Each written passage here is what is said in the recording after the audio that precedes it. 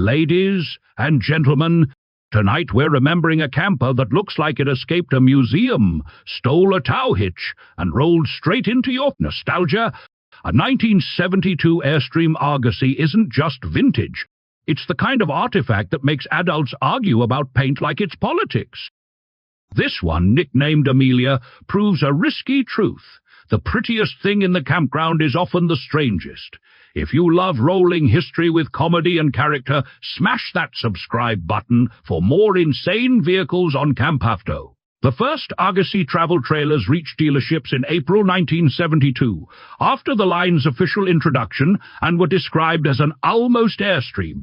Same know-how, different image, not the shiny silver bullet. Period brochures even stated Argosy owners wouldn't be allowed at Airstream rallies or club meetings, though dealers would still service the trailers. My neighbor Bob still calls that aluminum discrimination, then blames it on aliens and artificial intelligence. The Argosy identity was paint. Two-tone finishes earned the nickname the Painted Airstream, and the paint could hide dents or scratches in aluminum panels discarded from the Airstream plant. Argosy also used cheaper steel, formed front and rear caps, and production took place at a different plant than regular Airstream unit. In plain language, Argosy was the budget, friendly rung for buyers who wanted the famous shape and road trip romance at a lower price point. Time flipped the script.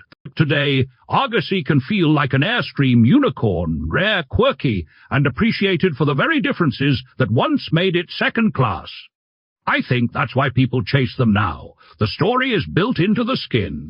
And then there's Amelia, a 1972 Argosy rebuilt by Dan and Terry Kloss into what they call Grandma's Attic, a Victorian apartment on wheels made from antiques, vintage pieces, and clever salvage. Terry is a professional organizer and runs an organization that works with seniors. Dan has woodworking skills.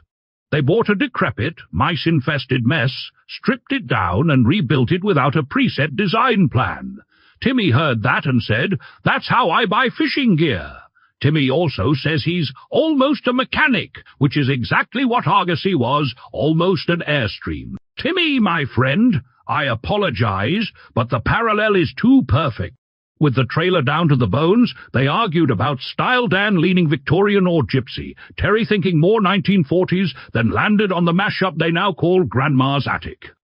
The rule, only antique, vintage or faux vintage pieces, and let the Argosy's curved contours decide what would fit.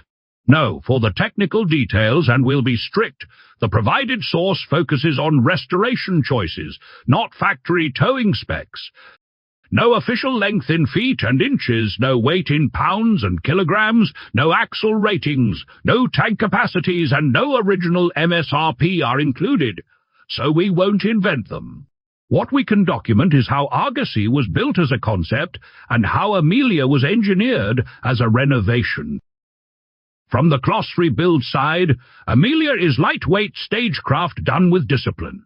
They wanted a ceiling that looks 100 years old, but real tin would add too much weight, so they used vinyl glue-up panels in Victorian style. The kitchen's main block is a salvaged buffet converted into a counter, with a flush removable section that hides the sink. The only original onboard elements they kept are the kitchen sink, now undermounted, and the freshwater tank stowed under the table, meaning the interior was essentially reauthored.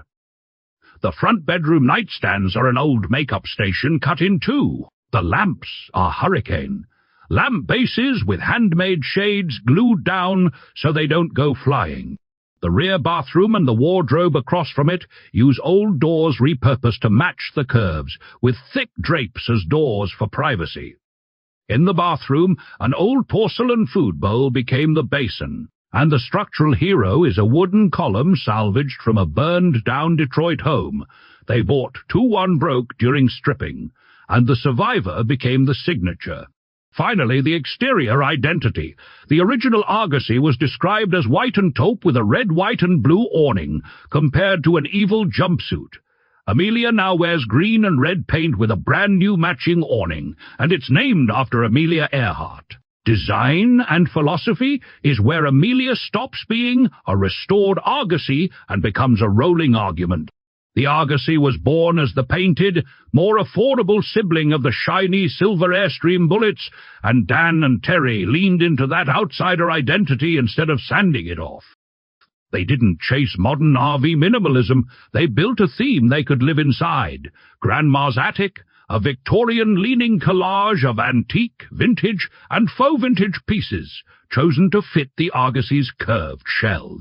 I think that's the secret. Those curves normally limit you, but here they dictate the style. If a piece didn't follow the arc, it didn't belong, so the trailer itself edited the design.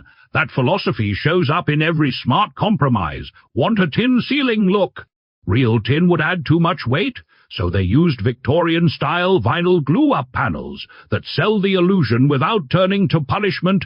Need walls in the rear bathroom and wardrobe zone. Straight, modern partitions would fight the curve, so they repurposed old doors and used thick drapes for privacy, which keeps everything flexible and on theme.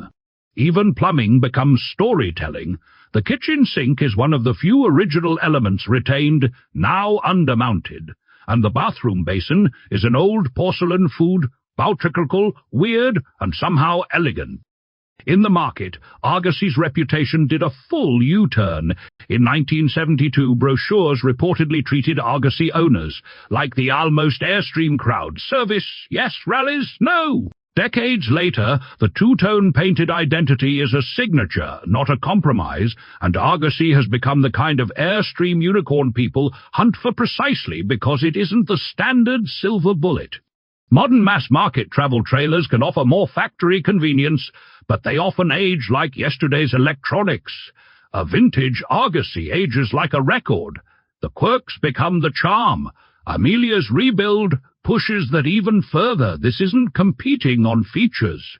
It's competing on presence. Legacy-wise, I believe Amelia proves the Argosy idea wasn't a mistake, just a time-delayed win.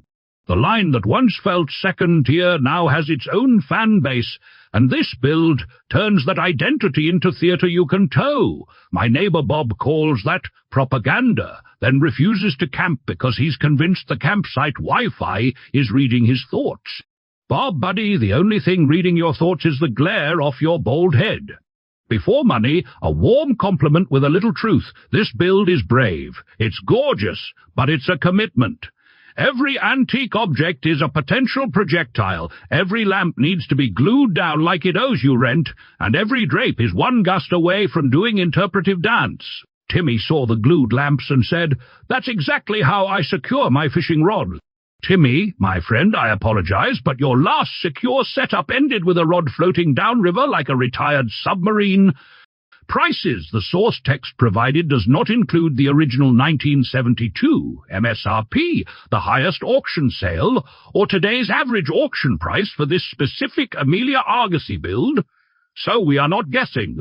If you want those numbers, send the auction link or listing text, and we'll lock them down properly.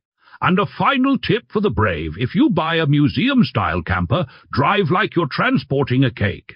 No, a tough cake, a dramatic cake with feelings. Keep spare fasteners, keep a small toolkit, and keep your ego out of the driveway when you're backing up.